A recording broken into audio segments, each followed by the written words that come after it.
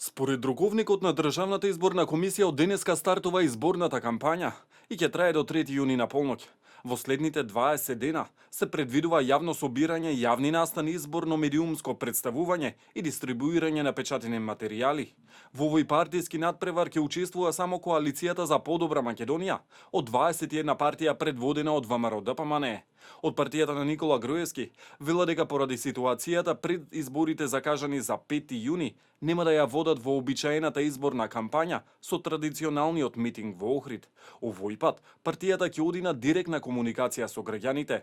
На ваков начин партијата се одлучила поради тоа што не е вообичаена, како што велат, ниту состојбата во која се наоѓа државата. Откако вчера ја отфрли листата на Јанко Бачев и НДМ, а СДПМ на Бранко Јаневски сама ги повлече кандидатските листи, Државната изборна комисија констатираше дека единствено ВМРО-ДПМНЕ има комплетни листи. Бачев денеска ја обвини комисијата дека постапила спротивно на изборниот законник и најави тужба пред управниот суд. Се поставува прашањето зошто ТИК вметнала два дополнителни услови, кои што, како што кажав, немаат правен карактер. Ова обврска од страна на ТИК не се заснова на правни причини, туку има длабоко политичка позадина.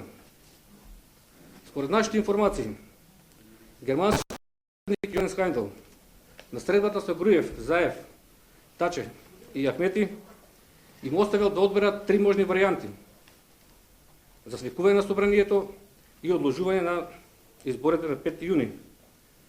Прво, иницијатива до Уставниот суд веќе е реализирана од ДУИ. Известување од ДИК до собранието дека во 3 изборни единици има отстапување од законски дозволениот број на гласачи по изборни единици, веќе е реализирано од страна на ДИК. И трето, да се отврлат листите на НДМ и да се креира ситуација дека не е дозволиво во едно демократско општество да има избори само со една листа. Иако официјално изборната кампања почнува, Државната изборна комисија се уште е без конкретен став дали да спроведе избори за само една кандидатска листа. Дилемата дел од членовите ја отворија на вчерашната седница, поставувајќи го прашањето дали избори со една кандидатска листа имаат уставна подкрепа. Иако за денеска најавуваа јавна седница, сепак тоа не се случи.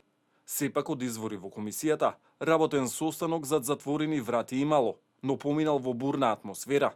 Откако ќе се произнесе по ова прашање, Државната изборна комисија ќе одлучи и дали за оваа ситуација ќе го извести собранискиот спикер Трајко Велјановски.